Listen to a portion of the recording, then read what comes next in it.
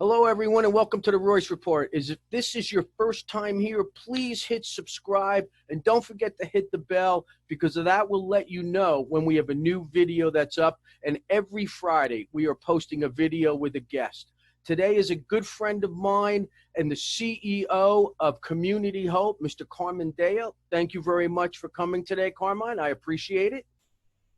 You're very welcome, Todd. It's great to be here, and just want to say thank you to you for your years of working with Community Hope and inviting us here today to talk about the great work that we're doing. Really appreciate it. Oh, you're welcome. It's my privilege. I don't want to steal Carmine's thunder because he's got some great information for everyone today, information that I can't believe hasn't hit the press. But a little bit about Community Hope. They take care of the veterans' families, and those young adults and adults suffering from mental illness in 35 facilities in 13 counties in the state of New Jersey and have been around about 35 years. Carmine, if you could be so kind and share just a little history about Community Hope, all the great work you do, and your great news on how you prevented the spread of COVID-19 amongst the people who live in your facilities and your employees. Yeah, excellent. So Community Hope was founded back in 1985 by a number of mothers and families who had people with mental illness who needed to leave the state psychiatric hospital and begin to live in the community. And it's a great story. We started with one 24-hour residence, and the agency's grown over the past 35 years to serve thousands of people.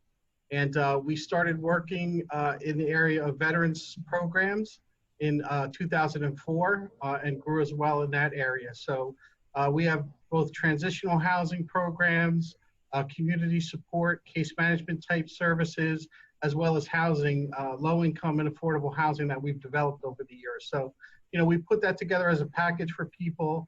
It really helps people recovering from substance use, mental illness, homelessness, and poverty. And that's really our goal, is to help consumers and veterans to live better lives through the work that we do with them. So you do great work. And for those who do not know, I was vice president of the organization for several years and on the board for years. And it was really a highlight of my professional career, if I want to let you know that. It was really a joy. I received a press release from your office, and I had to read it twice because at the time I received this, there were challenges in veterans' homes. There were challenges in group homes. People were getting sick and unfortunately passing from COVID-19. And correct me if I'm wrong. You've had 6 cases out of all your clients, all those people you house, and your employees. Is that correct? And our employees. That is correct. And it's really an amazing number. So 1% of the total people that we have here every day, working from home as well as on site in our 24-hour programs. One of our programs is actually the Hope for Veterans programs on the grounds Alliance VA is 95 veterans living together. And so, for us to really keep the numbers that low and keep people healthy and safe, it's been a tremendous accomplishment. We're very thankful for it. Obviously we put a lot of safety precautions in place to get to those numbers, to keep them low.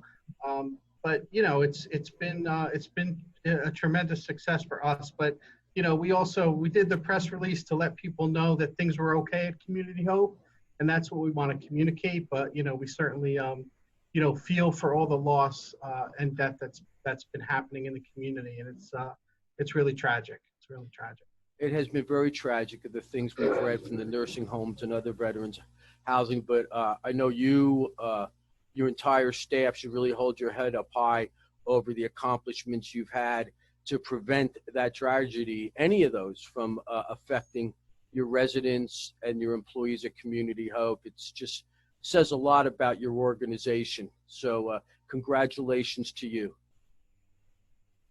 Thanks a lot. Yeah, the success that we want to, I could talk about today that we really highlight is that keeping people healthy and safe, continuing our essential services. So that was really a pivot to doing telehealth and, providing services from a distance where we needed to, finding new ways technologically to provide groups to people, that were far apart, and really continued to make sure that the people that we served had the basics.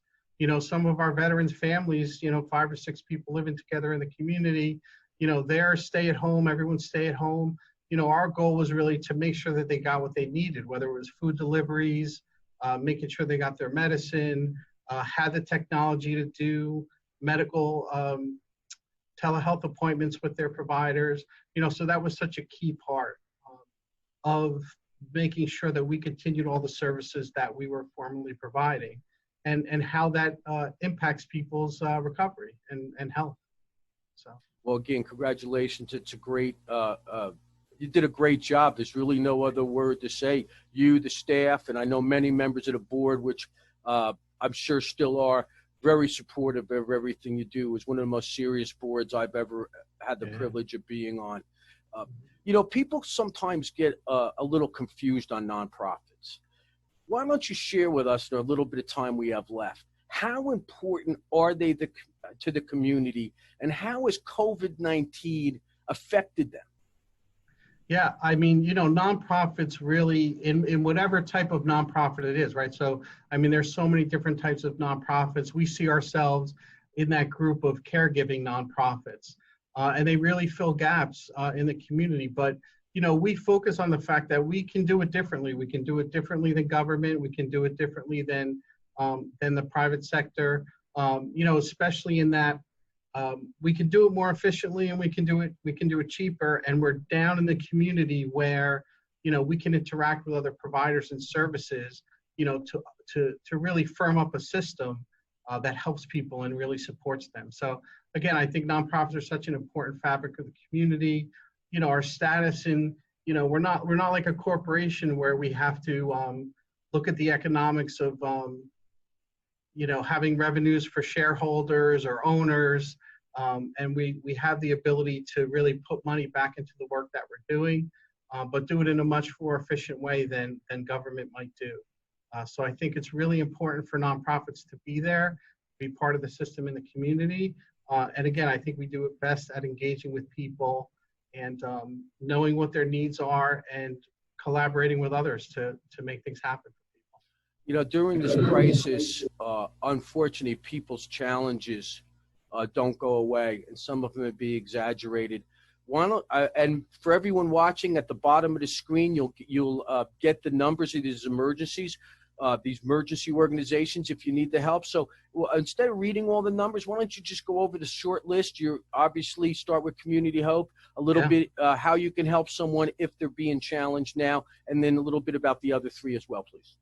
Yeah, and the help's out there in the community. I know there's been a lot of information out there, but when the work that we do, it's really around people with serious mental illness, homeless veterans. Community Hope provides services every day out there in the community and in some of our programs in different places. But you can reach Community Hope and make a referral or ask about our services at 1-855-483-8466. Or communityhope-nj.org.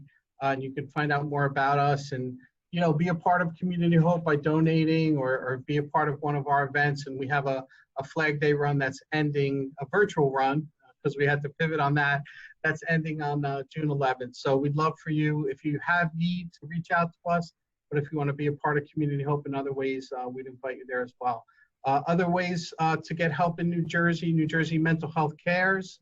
I know you're going to put that number up and website. Reach New Jersey for substance use. Again, if you have someone in need, a family member or yourself, you can reach out to them to get referrals on substance use in those programs. And of course, most importantly, our veterans and homeless veterans that we serve, but any veteran with healthcare needs can reach out to the VA. The VA website is very robust. va.gov, but in particular for homeless veterans that we work with, there's plenty of telephone service as well as website service for homeless veterans that are struggling. So it's always worth a call to any of these numbers to try to get some help. Carmine, I want to thank you for your time, and everybody, until next week, always be happy, be safe, be well, be successful, and always prepare to win. And once again, Carmine, I want to thank you. Say hello to the entire staff that still may remember me, but it was a real privilege being vice president of your board. Yes, thank you so much, Todd, and thanks for having us on the Royce Report. You know, I think this is a great platform to get information out there and support businesses and nonprofits as well. Well, we're always there for you. Thank you again, and have a great day. All right, take care.